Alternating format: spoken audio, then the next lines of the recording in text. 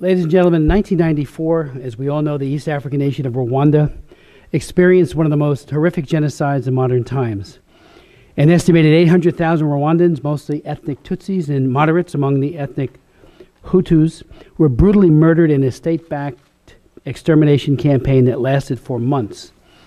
Hutu-Tutsi tensions, of course, date back to colonial times when the Belgians created a superior class composed of Tutsis, shutting out Hutus from government jobs and higher education, despite the Hutus comprising about 85% of the population. In 1959 and in 1960, tensions among the Hutus exploded in a campaign that left 20,000 Tutsis dead and created about 300,000 Tutsi refugees. As with this earlier genocide, the international community watched largely from the sidelines during the 1994 genocide in Rwanda, as the death toll rose from April until July of that year, until the Rwandan Patriotic Front, or RPF, defeated the Hutu-led government military. More than 2 million mostly Hutu refugees flooded into the Democratic Republic of Congo, leading to continuing problems in that country.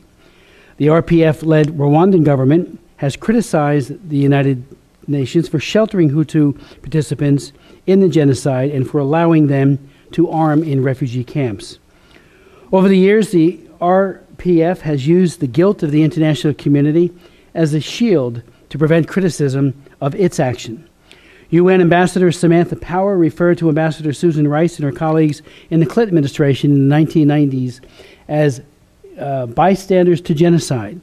She quotes Dr. Rice in the 2002 book saying, "If we use the word genocide and we are seen as doing nothing, and what will be the effect on the November congressional election?" she asked. Part of Rice's team during those years was Gail Smith, the current nominee to head the U.S. Agency for International Development. As far back as May of 1998, I chaired a hearing, and I chaired many hearings on the genocide, but at this one it included testimony about the willful U.S. neglect in preventing the Rwandan genocide. As recounted in the issue of New Yorker magazine at the time, a high-ranking Rwandan informant had warned the UN leadership, including Kofi Annan, and we actually had a hearing on the famous fax that was sent, and we had the reporter who broke that story, and the United States about preparations for killing 3 months before they actually began. And we all will recall that the UN peacekeepers had actionable information that went unacted upon. Furthermore, the United States has been accused of not merely of inaction, but also of obstructing preemptive multilateral efforts to quell the crisis. Some have alleged that, in the words of Refugees International President Lionel Rosenblatt, who also testified at my hearings, and he said, and I quote in pertinent part, "The ball was not only dropped by the United States, it was blocked by the United States."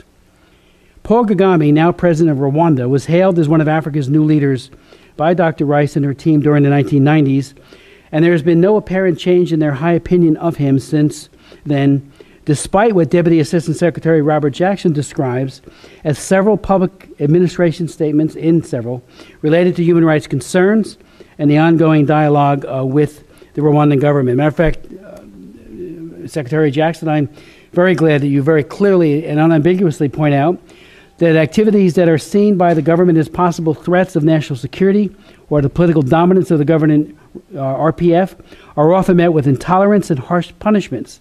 And you point out again, over the past year, Rwandans have quietly reported the disappearances and suspected deaths of family members at the hands of the Rwandan security services. These reports, as you go on to say, come from a wide cross-section of Rwandan society, cutting across geographical, socioeconomic, and ethnic lines. In the Human Rights Report, it is clear, a little bit ambiguous the way it's written. It says there are fewer reports of disappearances and politically motivated abductions or kidnappings than in previous years. But local human rights organizations ceased investigating disappearances in 2012 after reporting pressure from the government officials, including threats and allegations of treason. President Kagame, I would go on to say, has been considered a hero on the international stage and has long been immune, and I say this regrettably, to public criticism. However, human rights reports about abuses in Rwanda have grown over the years. And as I just quoted, there was much been said by our Assistant Secretary and others within the administration. In recent years, there have been credible reports that the RPF government has commissioned assassins to kill dissidents living in exile who criticize the government or attempt to form political associations or parties. Several years ago, our committee chairman, Ed Royce, and I were told face-to-face by Paul Rusesabagina of Hotel Rwanda fame that the Rwandan government had targeted him and was behind several attempts on his life in Belgium. I mean, people can snicker and laugh, but frankly, he told us that, and he was very worried about his own personal safety. In early 2014, former Rwandan intelligence chief Faustin Kayumba, who had been living in exile in South Africa, was found murdered in his hotel room in Johannesburg. Kayumba was one of two dissidents. One of our witnesses today, former Rwandan Major Robert Higero, says he was asked to have killed. He was asked to be the assassin.